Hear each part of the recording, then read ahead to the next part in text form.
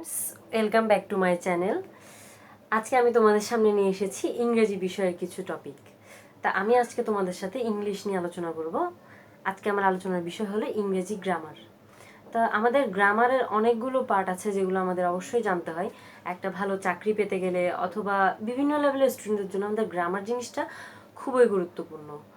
বিভিন্ন ধরনের board exam বলো, স্কুলের এক্সাম বলো, অথবা আমাদের ডেইলি লাইফে প্রয়োগ বলো, ইংরেজিতে যদি আমরা কথা বলতে চাই তাহলে আমাদের গ্রামার টপিকটা সব সময় লাগে। তো আমি গ্রামারের এমন কিছু টপিক নিয়ে আলোচনা করবো আজকে, যে জিনিসটা তোমাদের ইংরেজি বলতে গেলে, অথবা ভালো একটা জব পেতে গেলে, অথবা এক্সামে ভালো করতে গেলে এই রুলসগুলো তোমার অবশ্যই লাগবে।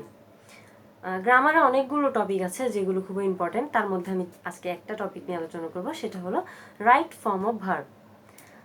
রাইট ফর্ম অফ ভার্ব অর্থ হলো ভার্বের রাইট ফর্মটা আমরা সেন্টেন্সে কোন ভার্বটা প্রয়োগ করব, কিভাবে প্রয়োগ করব সেটা জানার জন্য আমাদের কিছু রুলস দরকার। তো ফ্রেন্ডস, আমরা রাইট ফর্ম ভার্ব যদি রুলসগুলো যদি বইয়ে দেখতে যাই তাহলে অনেকগুলো রুলস, এতগুলো রুলস মনে রাখা আসলে কারো পক্ষে সম্ভব না। তাই আমি চেষ্টা করেছি কিছু ইম্পর্টেন্ট রুলস নিয়ে তোমাদের সামনে এই ক্লাসটা করার জন্য। এখানে কতগুলো যে রুলসগুলো আমি দিয়েছি এগুলো খুব ইম্পর্টেন্ট, সচরাচর যেগুলো ব্যবহার করা হয় সেই রুলসগুলো নিয়ে আমি আজকে আলোচনা করব। তো আমি আমার ভিডিওটা শুরু করার আগে তোমাদের বলছি, আমার ভিডিওটা যদি ভালো লেগে থাকে তাহলে অবশ্যই আমার চ্যানেলটা সাবস্ক্রাইব করবে এবং পাশে থাকা বেল আইকনটি ক্লিক করবে, যাতে আমার পরবর্তী ভিডিওগুলো মিস না হয়। তো আজকে আমি ক্লাসে যাই। ক্লাসের মেন টপিক হলো রাইট ফর্ম অফ ভার্ব। তা আমার রাইট ফর্ম অফ ভার্ব হলো, রাইট ফর্ম অফ ভার্বের জন্য আমার সেন্টেন্সটা কী অনুযায়ী হচ্ছে সেটা আমার খেয়াল রাখতে হবে। তো আমি কিছু রুলসের মাধ্যমে সেগুলো বুঝিয়েছি। তো রুলসগুলো আমরা একটু দেখি। তার প্রথম রুলসটা হলো often, everyday, regularly, usually, always. হ্যাঁ, এই ওয়ার্ডগুলো যখন একটা সেন্টেন্সে এই ওয়ার্ডগুলো থাকবে তখন আমাদের ভার্বটা হবে প্রেজেন্ট ফর্ম। তাহলে আমরা প্রেজেন্ট ফর্ম তো বুঝি, ভার্ব যেটা থাকবে ওই ভার্বটার প্রেজেন্ট ফর্ম। তাহলে এখন দেখো, Tom always enjoy the party. তাহলে এনজয়টা হচ্ছে আমার ভার্ব সেন্টেন্সে। তাহলে এই ভার্বটা আমাদের চেঞ্জ করতে হবে। যেহেতু এখানে অলওয়েজ আছে, আমরা এখানে বলেছিলাম often, everyday, regularly, usually, always, এই ওয়ার্ডগুলো থাকলে ভার্বের প্রেজেন্ট ফর্ম হবে। তাহলে Tom always enjoys the party, Tom always enjoys the party, তাহলে আনসারটা হবে এনজয়স। হ্যাঁ, আমার পরবর্তী রুলসটা হলো হ্যাবিচুয়াল ফ্যাক্ট, অথবা ইউনিভার্সাল ট্রুথ, অথবা সায়েন্টিফিক ট্রুথ, এই বিষয়গুলো থাকলে ভার্বের প্রেজেন্ট ফর্ম হবে। তাহলে যদি থাকে the earth get light from the sun, তাহলে পৃথিবী সূর্য থেকে আলো পেয়ে থাকে। তাহলে এই ক্ষেত্রে এটা হচ্ছে ইউনিভার্সাল ট্রুথ, এটা কখনো মিথ্যা হবে না এটা। তাই এই ক্ষেত্রে আমার ভার্বটা প্রেজেন্ট ফর্ম হবে। তাহলে হবে the earth gets light from the sun.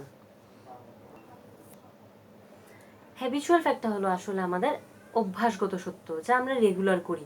তাহলে এই জিনিসটা করতে করতে আমাদের একটা অভ্যাসগত জিনিস হয়ে গেছে, এক্ষেত্রেও ভার প্রেজেন্ট ফর্ম হবে। আর ইউনিভার্সাল ট্রুথ হলো তোমার ধরো সূর্য পূর্ব দিকে উঠে, এইসব জিনিস চিরন্তন সত্য, এই বিষয়গুলোর পরে ভার্বটা হবে প্রেজেন্ট ফর্ম। আচ্ছা, এরপর আমাদের রুলস হচ্ছে had better, had rather, would better, would rather, can not but. তাহলে had better, had rather, would rather, can not but, এগুলো থাকলে আমার পরবর্তী ভার্ব হবে বেস ফর্ম। তাহলে বেস ফর্ম মানে হচ্ছে আমার যেই ভার্বটা থাকবে ওই ভার্বটা পরিবর্তন হবে না, ওই ফর্মটাই বসে যাবে। তাহলে এখানে বলা আছে আই ক্যান নট বাট লাভ, আমি না হেসে পারলাম না। তাহলে এখানে ক্যান নট বাট যেহেতু আছে তাই আমার ভার্বটা বেস ফর্ম হবে, লাভটা থেকে যাবে, অর্থাৎ আনসার হবে আই ক্যান নট বাট লাভ। আমার পরবর্তী রুলসটা হলো মডেল অক্সিলারি ভার্ব। আমরা মডেল অক্সিলারি ভার্ব তো মোটামুটি চিনি সবাই, তাও একটু এখানে অল্প কয়েকটা মডেল অক্সিলারি ভার্ব আমরা দেখিয়েছি।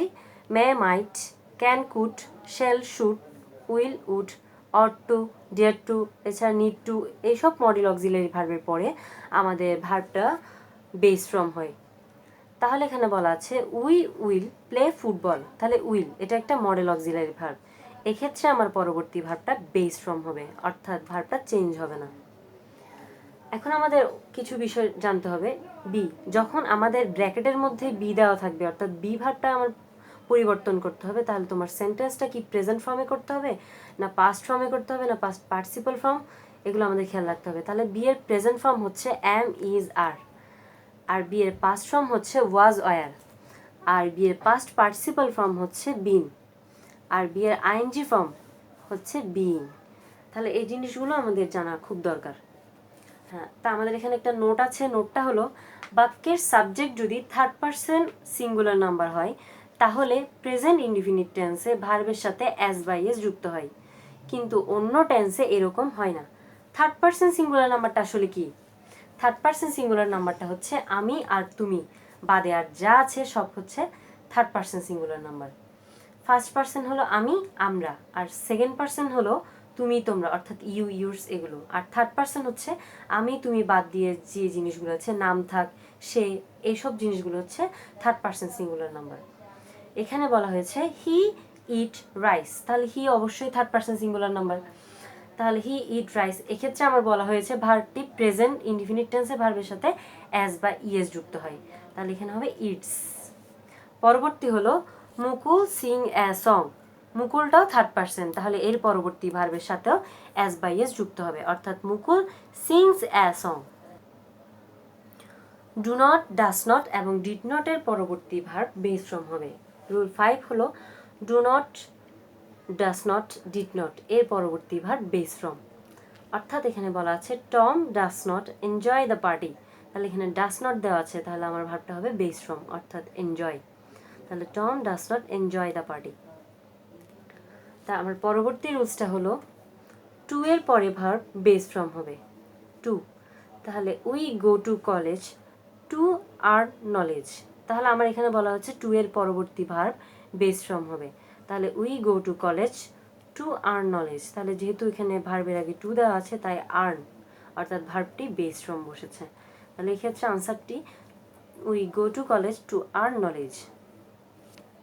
রুল 7 হলো শুধু ইউজ টু এর পরবর্তী ভার্ব বেস ফ্রম হবে। শুধু ইউজ টু মানে হচ্ছে I use to go to river, এক্ষেত্রে ভার্বটি বেস ফ্রম অর্থাৎ গোই থাকবে, কিন্তু যদি বি প্লাস ইউজ টু থাকে, যেমন ধরো রুলস 10-এ আছে বি প্লাস ইউজ টু পরবর্তী ভার্ব আইএনজি, যদি বিটা দেওয়া না থাকে শুধু ইউজ টু থাকে, এক্ষেত্রে পরবর্তী ভার্বটি বেস ফ্রম হবে, তাহলে ভার্বটি হবে I use to go to river.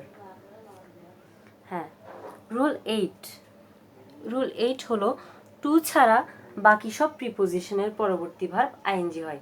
তাহলে আমরা প্রিপোজিশন তো চিনি, অফ, তারপর হচ্ছে তোমার উইথ, বিভিন্ন ধরনের প্রিপোজিশন আছে। টু ছাড়া বাকি সব প্রিপোজিশনের পরবর্তী ভার্ব হবে আইএনজি। তাহলে এখানে বলা আছে হি is capable of do the work, তাহলে হি ইজ ক্যাপেবল অফ, তাহলে অফ একটা প্রিপোজিশন, এক্ষেত্রে বলা হয়েছে টু ছাড়া বাকি সব প্রিপোজিশন, তাহলে অফ যেহেতু প্রিপোজিশন তাই পরবর্তী ভার্ব ভার্ব প্লাস আইএনজি হবে, অর্থাৎ doing, he is capable of doing the work. আমার পরবর্তী রুলসটা হলো with an eye to, with a view to, look forward to, prefer to, addicted to, devoted to ইত্যাদি এর পরবর্তী ভার্বের সাথে আইএনজি হবে। তাহলে আরেকটু বলি, with an eye to, with a view to, look forward to, prefer to, addicted to, devoted to. আমরা যখন খারাপ কোনো কাজের প্রতি আসক্ত হই তখন সেটা হবে এডিক্টেড, আর যদি ভালো কাজের প্রতি আসক্ত হই ওটা হবে যে ডিভোটেড টু। তাহলে এই ক্ষেত্রে এডিক্টেড টু, ডিভোটেড টু ইত্যাদি এর পরবর্তী ভার্বের সাথে আইএনজি যুক্ত হয়।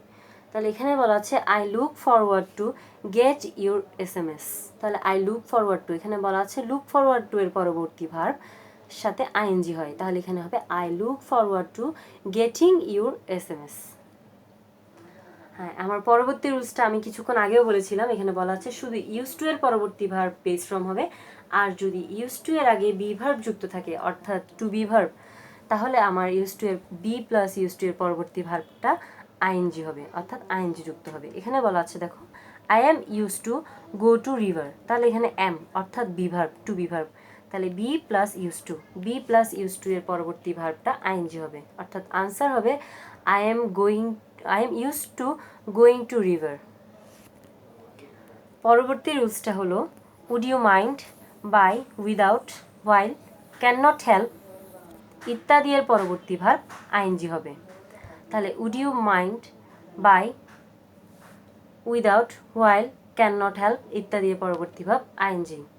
তাহলে এখানে বলা আছে would you mind close the door, তাহলে এখানে উড ইউ মাইন্ডের পরবর্তী ভার্ব আমাদের বলা আছে আইএনজি, তাহলে এখানে হবে would you mind closing the door.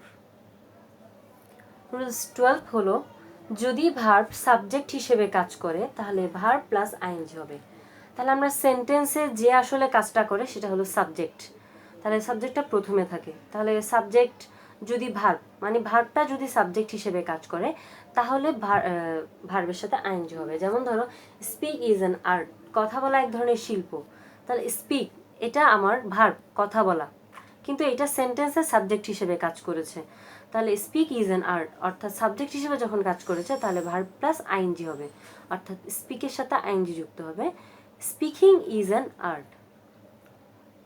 Rules 13 হলো একই সেন্টেন্সে দুটি ভার্ব থাকলে সেকেন্ড ভার্বটি ভার্ব প্লাস আইএনজি হবে। তাহলে একই সেন্টেন্সে আমার দুইটা ভার্ব থাকতেই পারে, এক্ষেত্রে আমরা কোন ভার্বটা, যদি সেকেন্ড ভার্বের সাথে ব্র্যাকেট থাকে তাহলে আমরা ভার্বটা কি করে চেঞ্জ করব। এক্ষেত্রে বলা হয়েছে একই সেন্টেন্সে দুটি ভার্ব থাকলে সেকেন্ড ভার্বটি ভার্ব প্লাস আইএনজি হবে। তাহলে এখানে বলা আছে I saw him play football, আমি তাকে ফুটবল খেলতে দেখেছিলাম। তাহলে আমি তাকে দেখেছিলাম ফুটবল খেলতে, এখানে দেখা একটা ভার্ব, খেলা আরেকটা ভার্ব। তাহলে স আর প্লে দুইটা ভার্ব। তাহলে স হচ্ছে ফার্স্ট ভার্ব, প্লে হচ্ছে সেকেন্ড ভার্ব। তাহলে এখানে বলা যাচ্ছে একটা সেন্টেন্সে যদি দুইটা ভার্ব থাকে তাহলে সেকেন্ড ভার্বটির সাথে আইএনজি যুক্ত হবে। তাহলে I saw him playing football অর্থাৎ সেকেন্ড ভার্বের সাথে আইএনজি যুক্ত হবে। রুলস 14 হলো কিন্তু ভার্বটি যদি উদ্দেশ্য বোঝায়, অর্থাৎ এই ভার্বটি একটি সেন্টেন্সে দুটি ভার্ব থাকলে সেকেন্ড ভার্বটি আইএনজি হয়, কিন্তু যদি সেকেন্ড ভার্বটি উদ্দেশ্য বোঝায় তাহলে টু প্লাস ভার্ব হবে। যেমন Sakib went to England play cricket. তাহলে সাকিব ইংল্যান্ডে গিয়েছিল ক্রিকেট খেলার জন্য, তাহলে অবশ্যই ওয়েন্টটা একটা ভার্ব, প্লে একটা ভার্ব, গিয়েছিল এবং খেলার জন্য। তাহলে ক্ষেত্রে সেকেন্ড ভার্ব হলো প্লে, এখানে প্লেটা উদ্দেশ্য বুঝেছিল, সে ইংল্যান্ডে ক্রিকেট খেলার উদ্দেশ্যে গিয়েছিল। এক্ষেত্রে এই সেকেন্ড ভার্বটা আইএনজি যুক্ত না হয়ে টু প্লাস ভার্ব হবে, অর্থাৎ উত্তরটি হবে Sakib went to England to play cricket. আমার পরবর্তী রুলসটা হলো it is time, it is high time, wish, fancy থাকলে সাবজেক্ট প্লাস ভার্বের পাস্ট ফর্ম হবে। তাহলে রুলসটা আরেকবার বলছি, it is time, it is high time, wish, fancy ইত্যাদি থাকলে সাবজেক্ট প্লাস ভার্বের পাস্ট ফর্ম হবে। এক্সাম্পল হলো it is time we play football. তাহলে ইট ইজ টাইম দেওয়া আছে, এখানে বলা আছে ইট ইজ টাইমের পর ভার্বটা সাবজেক্ট প্লাস ভার্বের পাস্ট ফর্ম হবে, অর্থাৎ ভার্বের পাস্ট ফর্ম মানে এখানে বলা আছে it is time we played football.